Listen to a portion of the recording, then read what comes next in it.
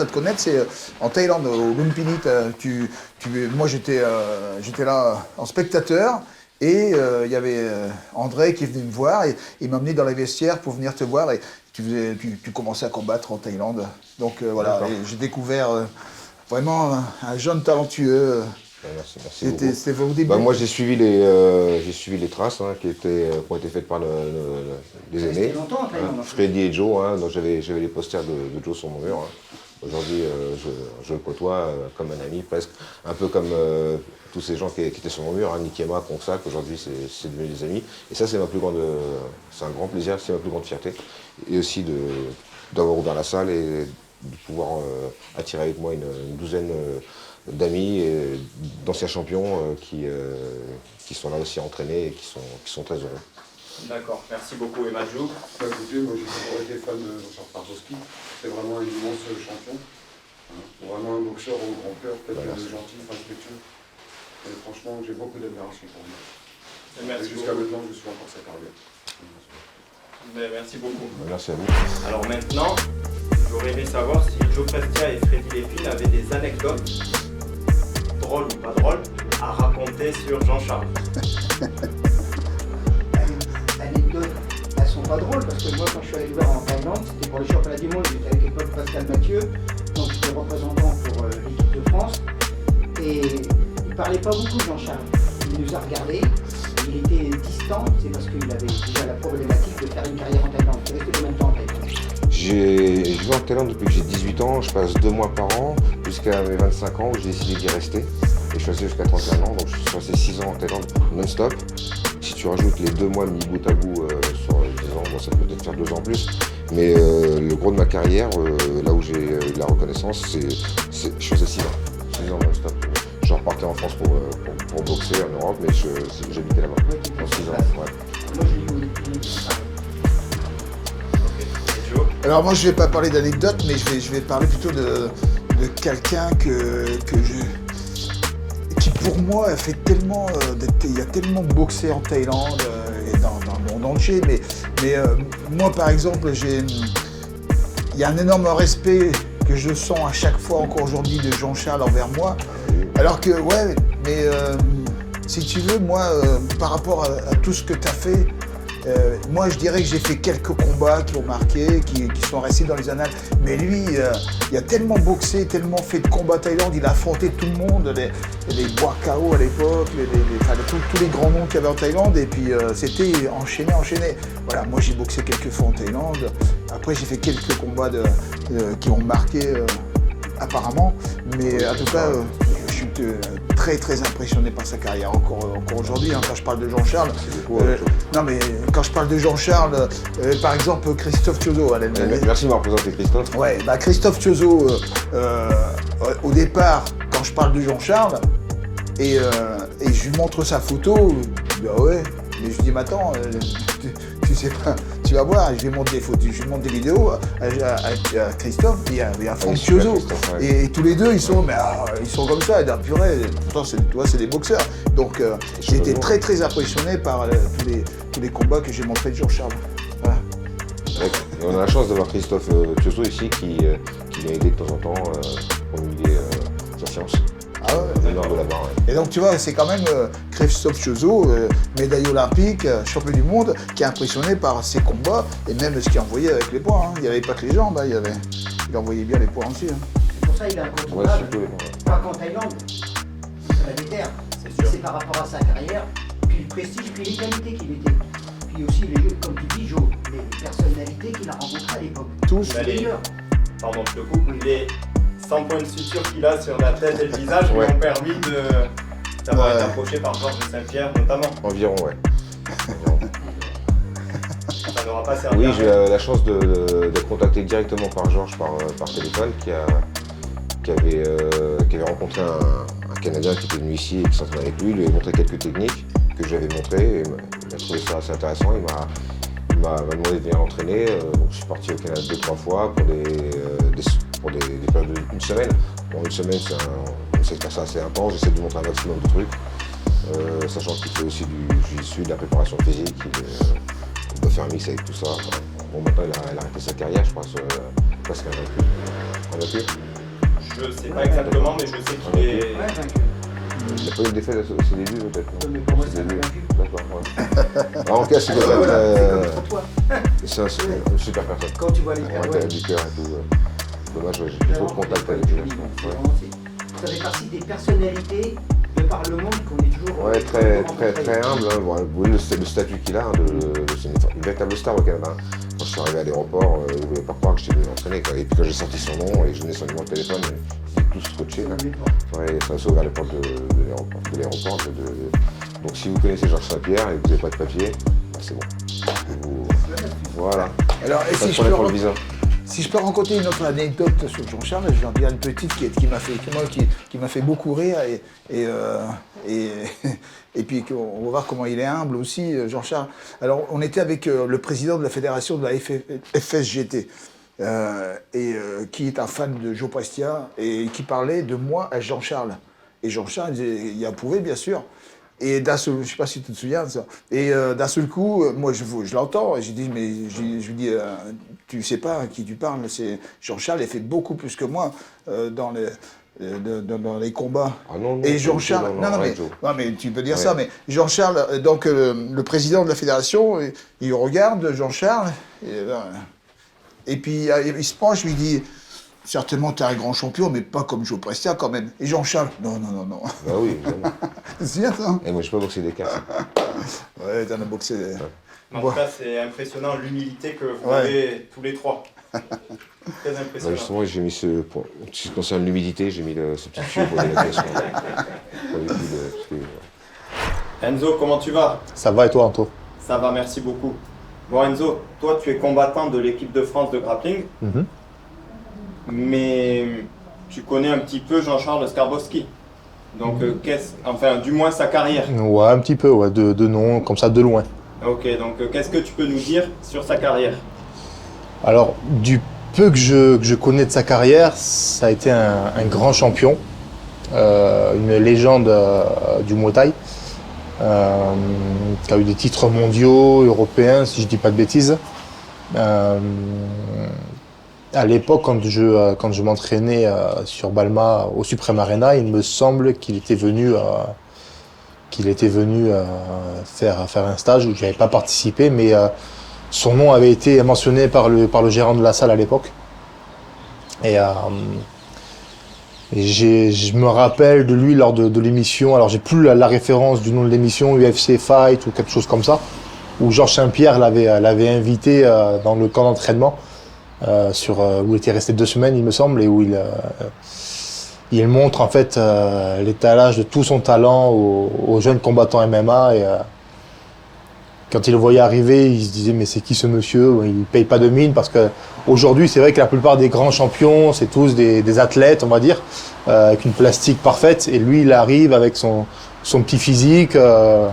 Les gens le regardaient un peu bizarrement, et au final il a montré vraiment que l'habit fait pas le moine, et que même s'il n'a pas le physique des athlètes d'aujourd'hui, il a montré que le physique au final c'est pas ce qui fait la différence. C'est plus la technique, et lui la technique, il a montré qu'il était vraiment au-dessus du lot. Donc pour ça j'ai cette image, cette référence en tête où il fait entre guillemets du sale aux combattants de l'émission, et ça m'avait marqué, ouais, ça m'avait marqué. Ok, ça marche. Merci beaucoup. Avec plaisir. Bonjour, alors on me demande souvent ce que je pense de certains champions de sport de combat et d'arts martiaux. Et ben on va parler de Jean-Charles Skarbowski, quelqu'un que je ne connais pas, dans le sens que c'est pas un ami, mais on s'est côtoyé. Alors Jean-Charles, énorme carrière, champion du monde, 3 fois champion d'Europe, plusieurs fois champion de France, très respecté en Thaïlande, très courageux, il a fait des gros combats, donc respect, très grand champion. Après, au-delà de ça, j'ai eu la chance de le côtoyer au dojo de Ménil, 8 rue de Prague, dans le 12e arrondissement à Paris, où je donnais cours. En fait, lui donnait cours en bas, et puis moi, je donnais cours aux mêmes horaires dans la salle du haut. Donc, on s'est côtoyé, quelqu'un de très sympa, charmant, très bon pédagogue, parce que je l'ai vu animer le cours. En même temps, il a eu un excellent professeur, André Zetoun, qui est une référence. Donc, il a déjà eu, comme on dit, les bonnes techniques pédagogiques et puis après, il l'a personnalisé par rapport à lui. Hein. Donc, grand champion, grand pédagogue, très charmant. En plus, au niveau business, il se débrouille plutôt très très bien puisqu'il a monté son camp, son dojo. C'est pas évident. Hein. Ça paraît simple comme ça, mais donner des cours et avoir sa salle, c'est pas simple. Donc pour moi, il a vraiment toutes les qualités pour, encore une fois, être respecté du milieu et puis surtout partager sa passion, hein, qui est le Muay Thai. De ce que je sais, dans le milieu du Muay Thai, il est respecté, hein, parce que je connais beaucoup de gens qui le connaissent, hein, Freddy Lépine, Joe Prestia et d'autres, des amis à moi. Et donc, Jean-Charles, grand respect, voilà. Donc, je ne pense vraiment que du bien, comme beaucoup de combattants d'ailleurs, et je lui souhaite qu'une chose, c'est de continuer à partager sa passion. Je lui souhaite de vivre de sa passion le mieux possible, et puis surtout, je lui souhaite de conserver une bonne santé, parce que pour donner les cours, il faut garder la santé, voilà. Donc, s'il m'écoute, s'il voit la vidéo, Jean-Charles, je te souhaite une bonne continuation. Prends soin de toi et continue ce que tu fais, c'est génial, voilà. Merci Enzo pour ces mots touchants. J'ai écouté. Et, voilà, je te remercie beaucoup et j'espère qu'on se rencontrera un jour. Boire un verre ensemble. Bientôt.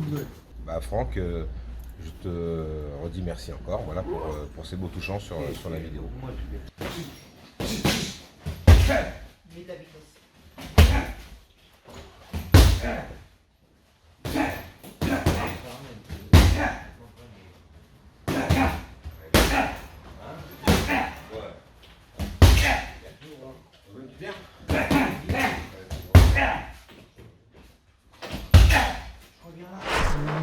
Après, je voulais savoir, je vous demandais à tous les quatre, selon vous, quelles sont les techniques les plus dangereuses en Muay Thai?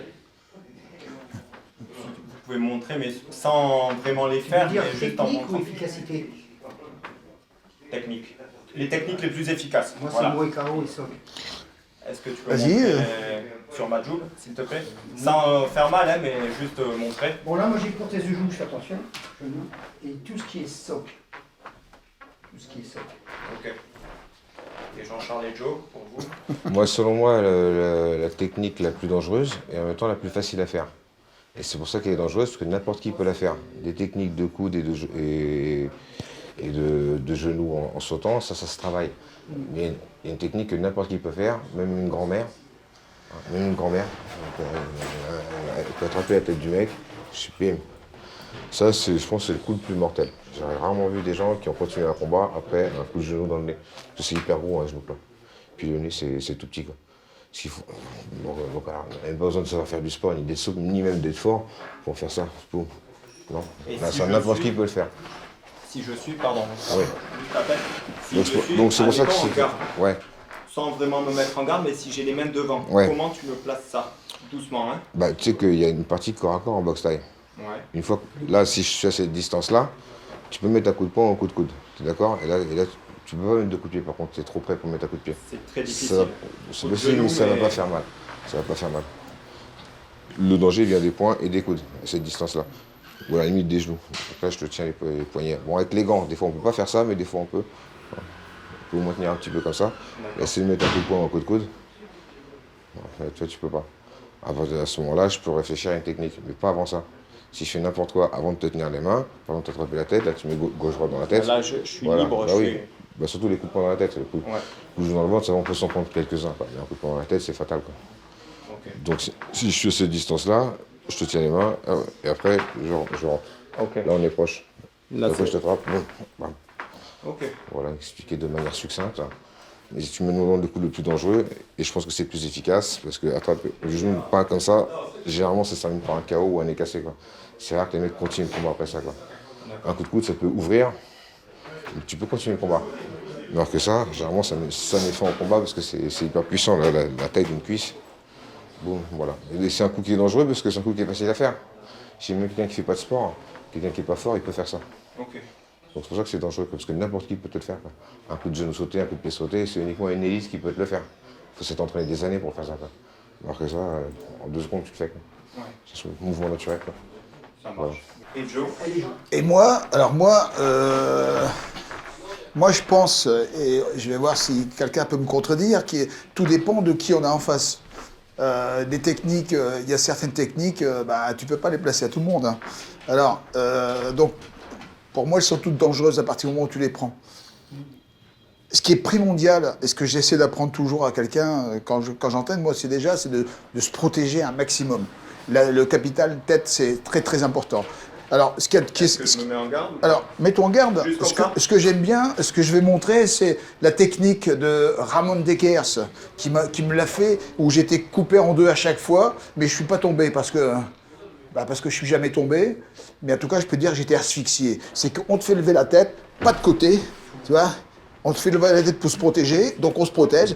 Pas de côté là, Ok, ouais. au foie, au visage. Tu descends un petit peu et bam, et le derrière. Ça, c'est Ok. du Ramon Dekers. N'est-ce pas? Anciennement ouais, typique hollandais, hein, crochet au foie. Mais ça, c'est l'été, oui. Et Est-ce puis que dans la je peux cuisse. tester sur ma joue plus rapidement, sans lui faire mal, hein? Oh, Pourquoi voilà, enfin, il est là pour ça. Hein, allez, Madjo. on l'a pris pour avoir mal. Non, pam, pam, pam, pam. Est-ce que vous pouvez vous tourner et le refaire pour avoir un autre angle, s'il vous plaît? Alors, le but, c'est de faire lever les mains. Non, et bam, là, pam, pam, pam, pam, pam. Yeah.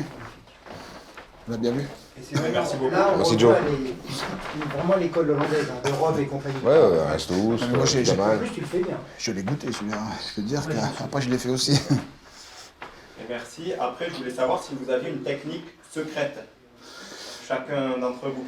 Quelle est votre technique secrète? Moi, j'en ai une, c'est le travail. Exact. On Ouais, n'oublie pas, on ne fait pas la même chose à presque bien sur la route des 62 ans que je ferais par exemple si j'étais plus jeune. Moi je sais que j'aimais bien tous les mouvements de souplesse comme ça, mais après il y a plein de choses que tu ne peux plus faire. Par contre, je me souviens, tu avais une très bonne anglaise. Je trouve que ce qui est important, c'est comment tu utilises ton anglaise pour la distance. Et après, tu as vu, il masque, il vient au foie, crochet, il vient à l'intérieur. Mais il n'y a pas de technique secrète, c'est le travail. Ouais, il a raison. C'est le travail, répétition, répétition. Et, travailler, souffrir. Tu voulais voir une deuxième technique, je crois, c'est bien ça. Ouais, Tout simplement, quoi. ouais. Sur T'as vu, ma si vous joue, voulez voir juste une deuxième Ouais. technique, en fait. Ah, tu veux une deuxième technique? Vas-y, passe en premier. ma Bon, alors, joue, moi, je je double. t'en prie. Alors, avant chaque exercice, le salutail, c'est important. Ouais. Donc, technique secrète. C'est une technique qui se fait. Attends, laisse-moi réfléchir 2 petites secondes parce que j'ai plein de techniques secrètes. Donc, voilà. Alors, cette technique-là, il faut. Viens, mets-toi. Il faut que tu vois. En fait, c'est le type. Le type, c'est le coup de pied poussé, comme ça. D'accord? Tu pousses l'adversaire. Tu peux viser dans plein d'endroits. Tu peux viser dans le torse. Tu peux viser dans le ventre. Tu peux viser dans la jambe. Tu peux viser dans la tête. Hein. À certains moments où j'ai levé le pied, ça peut aller ou dans la tête ou dans la jambe. Donc ça va être très dur pour lui de bloquer au bon endroit parce qu'il y a plusieurs zones. Donc maintenant le type c'est pour pousser, mais Pidet, c'est un entraîneur du Jockey Gym. Le Jockey Gym c'est un club mythique en Thaïlande que j'ai repris depuis. Il m'a montré une technique avec le type, avec le gros orteil. Donc ça, cette technique, elle se fait ou bien dans le plexus, ou bien dans la vessie. La vessie, c'est juste derrière la ceinture. Parce que les coups sous la ceinture sont soi-disant pas autorisés, enfin, du moins dans la coquille, quoi. Et dans la jambe, on a le droit de taper, parce que c'est comme sous la ceinture. Donc, voilà, donc essayer de faire... S'il est complètement de profil, s'il est de profil comme ça, ouais, là je vais avoir un petit peu du mal. Là c'est une autre technique encore. Mais là on va dire qu'il est un peu de 3/4. D'accord? Donc je lève et je vais venir mettre un coup avec le gros orteil. Boum, dans la vessie. Ou bien dans la vessie. Ça fait pas super mal. Par contre, il y a une zone spéciale au niveau de la vessie, c'est-à-dire que tu prends 2-3 coups là, dans la vessie, au premier round, et au deuxième round, le mec il a plus de force. Et c'est même pas pourquoi il a plus de force. Donc tu peux viser ou bien dans la vessie, ou bien dans le plexus. Pareil, le plexus c'est une zone qui fait très mal, ça on le sait, hein. Mais la vessie, les gens oublient. Bam. Et s'il veut chasser mon coup, comme c'est assez bas, on essaie de chasser avec la main, comme c'est assez bas, il est obligé de descendre sa main tellement bas qu'il va se découvrir. Si je tape dans le ventre, il fait ça, hop, et il remonte tout de suite. Mais là c'est vraiment trop bas. Boum. Donc, Et c'est surtout que, bam, ça fatigue. Bam, avec le gros orteil, ou bien dans la vessie, bam, ou bien dans le plexus. Bam. Alors, laisse ton t-shirt pour voir. J'ai pas tapé spécialement fort, mais c'est rouge. C'est rouge, c'est pas le contact avec, c'est pas le contact avec la peau. S'il y a une rougeur comme ça qui persiste, c'est parce qu'à l'intérieur il s'est passé quelque chose. Ou bien là, bien juste ici là. Et on peut même le faire en sautant. Boum. Ça, ce qui fait que ça fait, bam, ça fait encore plus mal. Et donc le mec au deuxième round il arrive et il n'a plus de force. En plus ça m'est arrivé hein, déjà de me prendre ces coups-là et puis d'inventer 1000 trucs.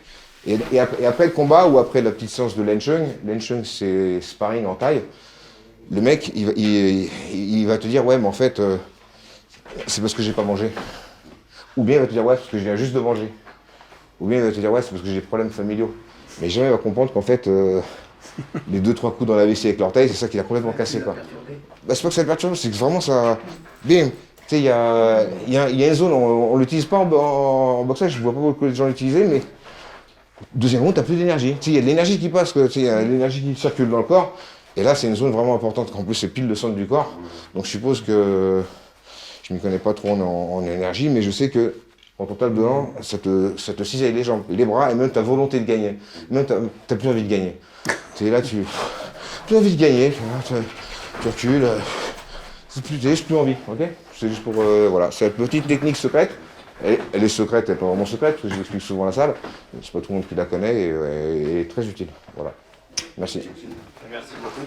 J'aurais aimé savoir quelque chose au niveau des gifles. Je sais que bon, en Muay Thai, vous mettez des coups de poing. Freddy, toi, tu m'avais dit que les gifles, c'était pas ton truc. Mais C'est les marteaux. Moi, j'aime les bien marteaux. Ok.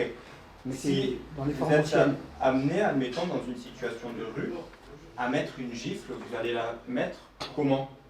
Techniquement parlant.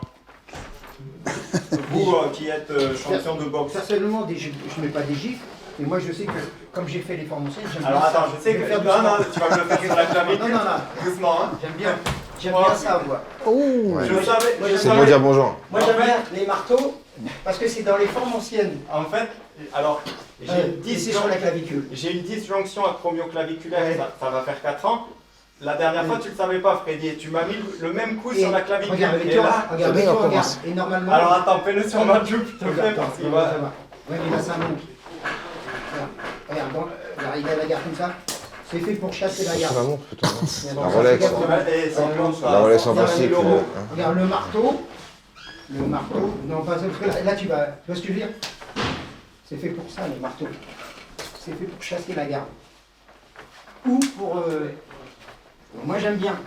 Ok. Ouais. Au niveau... Alors moi j'ai Dans les formes anciennes. jamais mis de gifle, enfin faut jamais dire jamais, ça m'est arrivé de rendre des gifles. C'est-à-dire que tu m'en mets une, je rends la gifle juste parce qu'on m'en a mis ça. C'est uniquement pour ça que j'ai mis une gifle. Ce mec me met une gifle, je rends une gifle. Quoi. Alors Mais si je vois on beaucoup fait même, tout doucement, Non mais j'y arriverai même pas, hein, parce que moi C'est pas. j'y arriverai même pas, dans l'action. ma en main fait. elle va se stopper avant. J'ai trop de respect pour le visage de quelqu'un pour taper dedans. Si tu le fais sur Et ton surtout sur avec la main ouverte en plus. Si tu le fais sur l'avant-bras. Ah non mais je mets pas de gifle, je mets des coups de Non, poing, mais- je fais de la boxe. Ok. Et si je dois me défendre, c'est parce que j'ai peur que le mec il me tue quoi. Si c'est juste pour quelques mots échangés, ça va pas loin. Mais si le mec je sens qu'il veut me tuer et que je dois taper en premier, je peux lui mettre une gifle. Mettre un coup de poing pour me mettre KO quoi. Et encore ça n'est même pas arrivé, mais j'imagine. J'imagine si je suis en danger, le mec veut me tuer, bah, je me défends. J'ai tapé en premier. Si je suis sûr que le mec, ça m'est arrivé une fois, c'est que je l'avais raconté là, mais bon. Je suis pas en danger de mort, c'est juste pour défendre l'honneur de quelqu'un.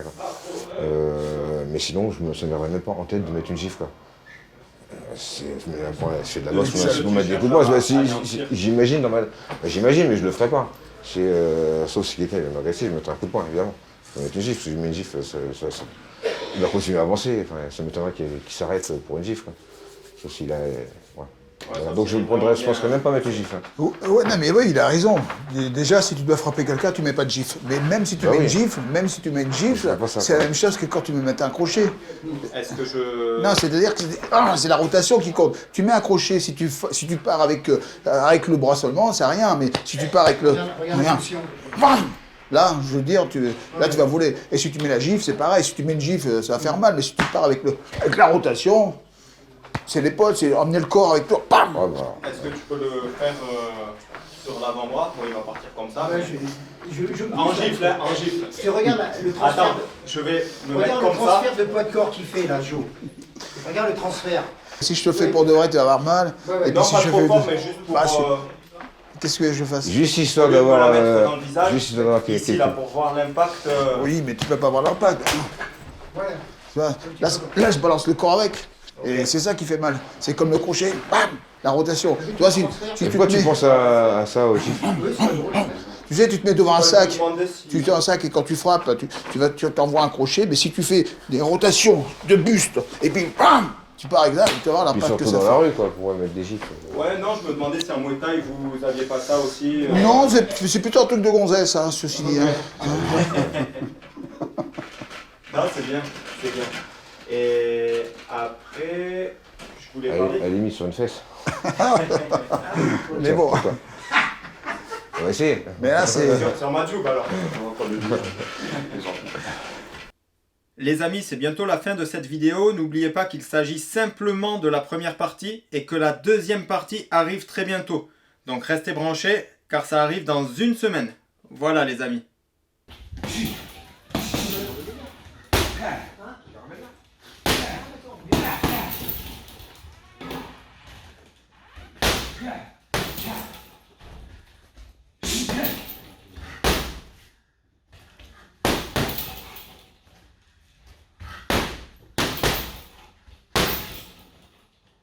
Et après au niveau du low kick, vous Ouais. pouvez Aïe, aïe. plutôt à le mettre ici. Voilà, Dans là, c'est... l'articulation ou dans...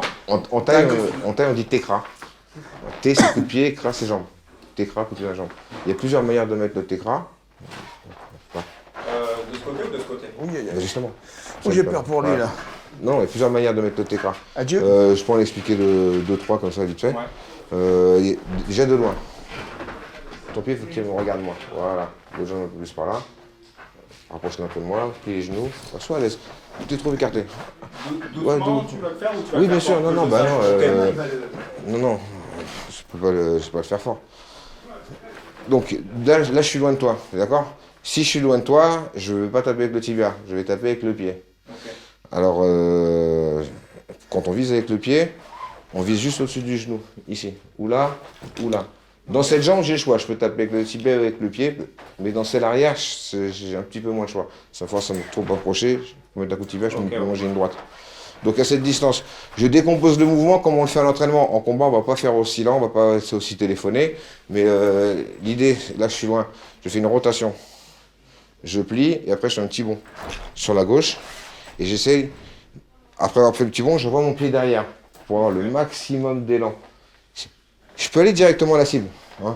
Là, quoi, il y a 1 mètre de distance, hein, 1,50 m de distance. Ça fait mal, évidemment, un coup de pied, ça fait toujours mal. Mais avec ce... Là, vous voyez où est mon pied? Il y a 1,50 m de distance en plus pour prendre de la vitesse. Hop, et surtout je laisse ma jambe molle. Tu vois, un peu comme un bras mort. Tu vois.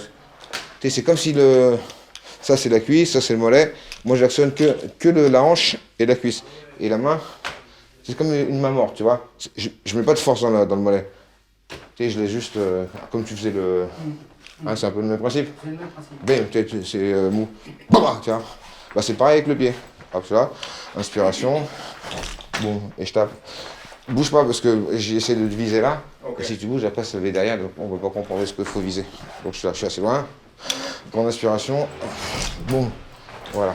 Donc là, je suis loin de toi. Tu le fais loin, Hop. comme ça. Bon, je suis loin. Dans la jambe arrière, pareil. Sans changer de garde. Je tends le bras droit, je plie. Boum. Et le coup, j'essaie de le remettre en descendant. Hein. Hop. Boum. Soit bien placé ici ou là, ça fait très très mal. Ça fait très mal. Voilà, tournez sur. Maintenant de plus près. De plus près, je peux monter oblique comme ça. Là, je peux taper juste en dessous de là. Juste en dessous de la poche. Là, en montant obliquement. En mettant la hanche. Là. Bon, j'essaie de traverser. Ou bien en descendant. Je lève et je déplie la jambe. Bam. Et là, c'est au milieu. Donc là, il est en haut. Quand je monte, bon. Celui oblique en montant, je peux reculer le haut du corps. Comme je peux l'avancer. Là, c'est encore un autre coup, donc ça fait 2 manières différentes. Même là, on le sent. Celui-là, là je me tiens, que je monte en ralenti. Non, mais là, non, mais je me tiens, là, je fais. Tu sais comment je suis? Regarde, je monte, là j'ai le genou qui est plié. Et le coup, ça va être descendre, là, comme ça. Et en même temps que je déplie la jambe, je lâche le poids du corps sur la jambe d'appui. Boum. C'est-à-dire que là, je suis hyper haut. Boum. Donc en même temps que je déplie la jambe, bam, il y a le poids du corps qui... Et la jambe arrière, je t'ai montré déjà. Hop. Et voilà. Voilà, c'est quelques... Trois coups de pied différents qu'on peut faire. Il y a trois explications. La première, elle est fabuleuse. Hein. Parce que moi, j'allais beaucoup en Hollande. Ils font un peu style kick. Mais là, c'est vraiment très clair. Depuis que je tape avec le pied, oui. j'ai plus mal au tibia. Avant, quand je boxais, j'avais toujours super mal au tibia. Et j'ai mon tibia qui était ouvert. Et Pipa, grand entraîneur au Jockey, m'a dit bah, tape avec le pied. Et en fait, tout le monde tape avec le pied. Quoi. On a trop cette idée en France, Muay Thai, coup de tibia. Non. Ouais. Quand vous voyez les Thaïs qui boxent contre des phalanges, les phalanges, c'est les étrangers. Ils sont tout rouges là, les phalanges. C'est pas le tibia, c'est le pied. C'est le pied. Bim, c'est le pied. Bim, hein, c'est le pied. Bim, c'est pas le tibia. On peut taper aussi avec le tibia. Mais maintenant, depuis que je suis avec le pied, ben, je me fais plus mal au tibia. Parce qu'en plus, c'est plus difficile à bloquer, ça va plus vite. Et tu boxes de loin surtout. Ouais, et je boxe de loin et puis je prends moins de risques. Même si tu mets une droite, regarde. Tu oui, une droite, là. tu peux pas, regarde. Une droite. Ouais, et ouais, parce que je veux dire, c'est les sens de jambe. Attends, refais-le. Donc je boxe plus trop avec les tibias. Après, peut-être là, mais non, c'est dur. Non, tu peux pas. Non. Parce qu'en plus, lui, il incline bien son corps vers Ouais, je bouge l'arrière. beaucoup je tape beaucoup avec le pied. Moins avec les tibias. Sauf de temps en temps dans la jambe, quand je l'ai bien fatigué, avec les coups de pied dans les côtes. Après, je viens tenter.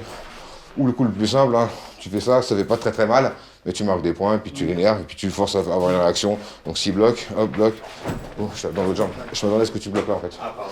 Tu sais quand je fais ça? Bah oui. Là, tu bloques, et en fait après je change. Ok. Bon. Mais en fait, T'es pas censé le savoir. En Thaïlande, ils boxent, enfin, ils frappent quand même beaucoup moins que nous avec les pieds.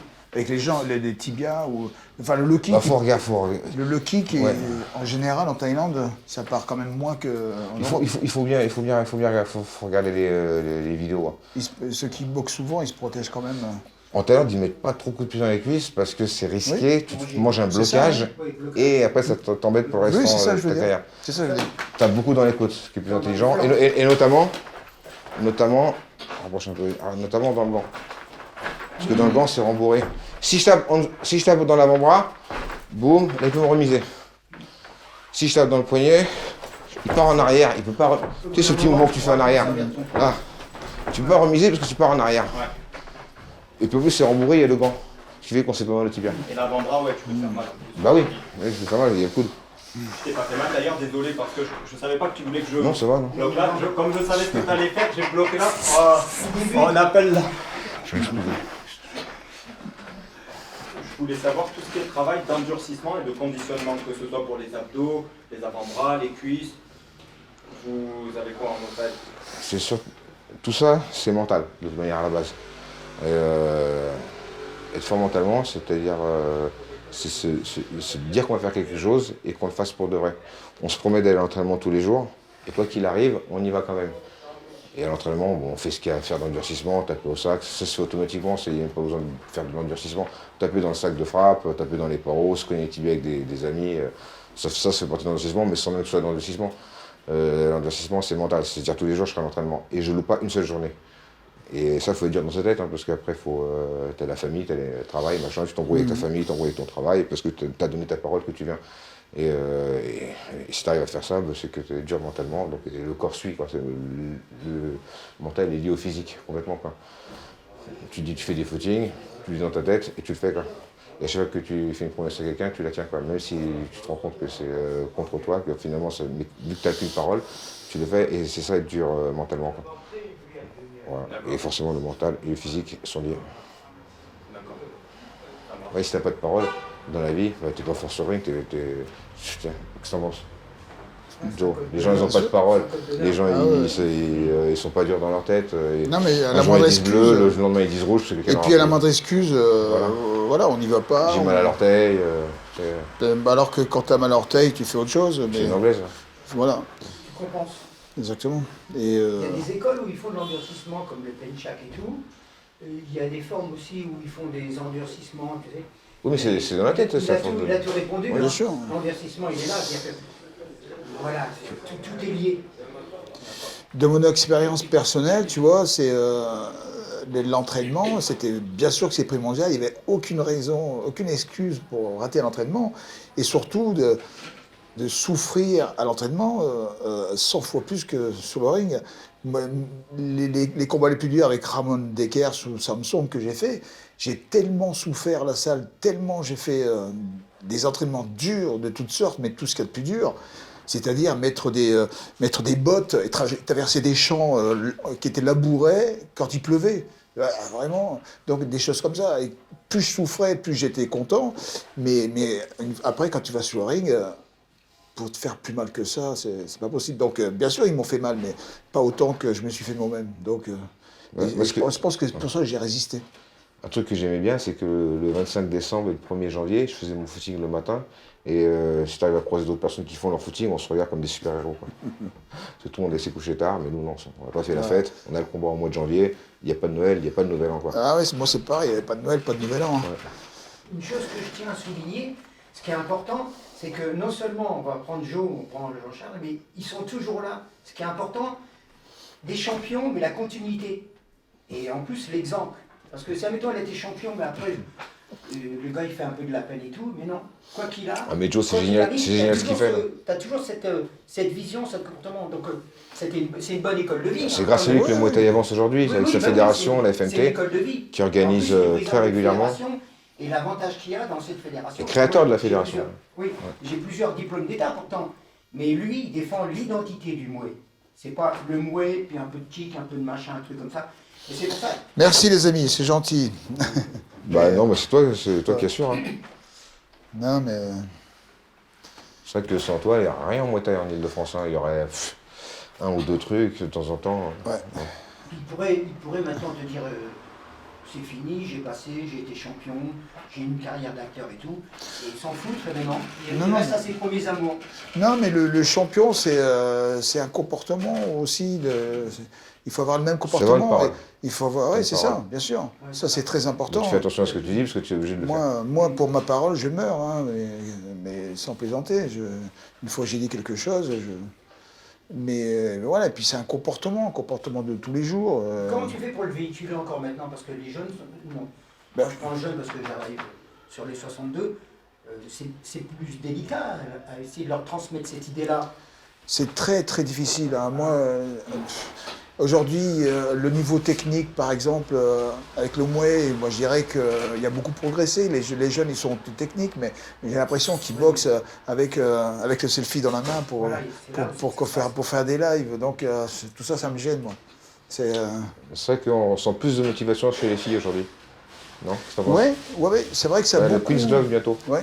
Super, exactement, le Queen's Love. Super organisation organisée par Joe pour mettre les filles en avant. Teresa, surtout. Ils ont plus faim que. Ouais, c'est vrai. Ils ont plus faim que les garçons aujourd'hui. C'est vrai que les filles, ça a bien progressé.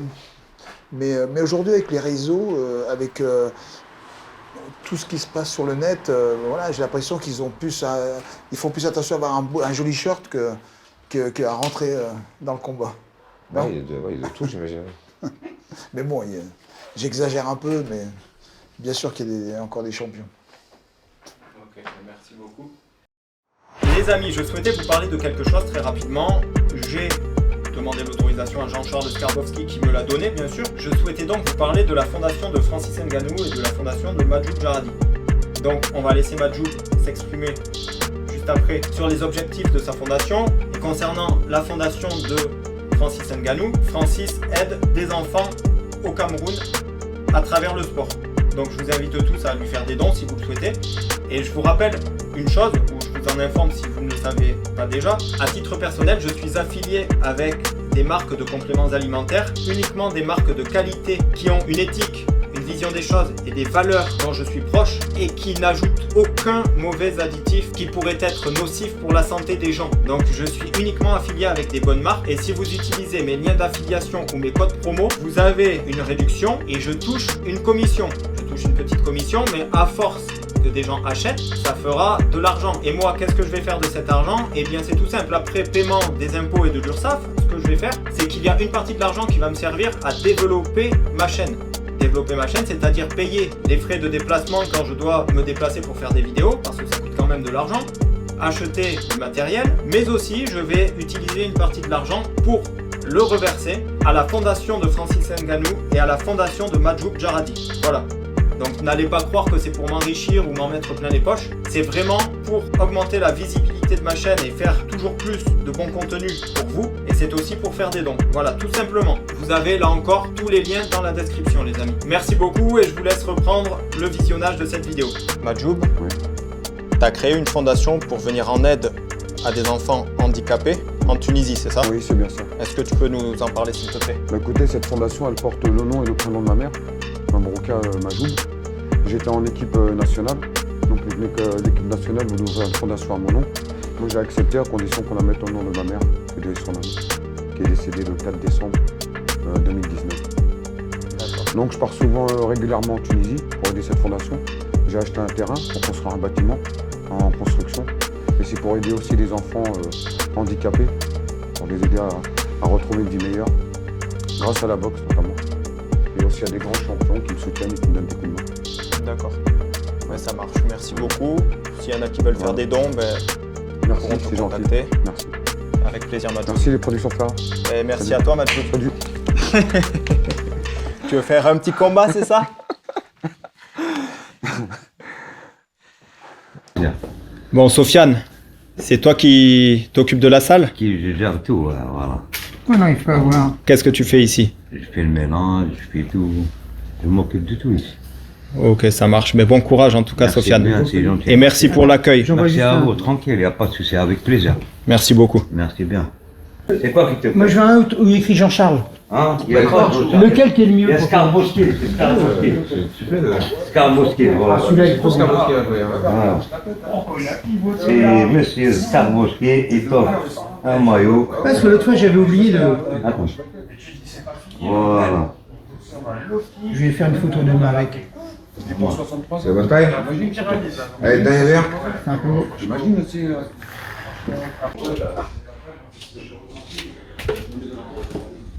C'est bien. Ah ouais, nickel. Hein? Elle est top, regarde. Regarde. Comme il fait avec. Regarde la propreté, regarde comment ils sont propres, regarde. Hein? Ah, c'est bien. Il n'y a pas de poussière à la roue, là. Non, c'est top, top. Merci beaucoup. Non, de rien, regarde, avec plaisir. Ok.